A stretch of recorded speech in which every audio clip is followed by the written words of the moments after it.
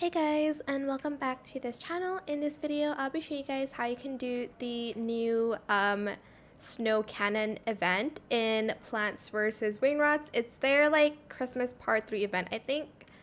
Basically, you will need to shoot 125, well, you'll need to shoot until like you hit 1,000 snowballs. And the max inventory is 250 on your backpack. And then you'll need 125 to shoot a cannon. So I'm just going to press E here.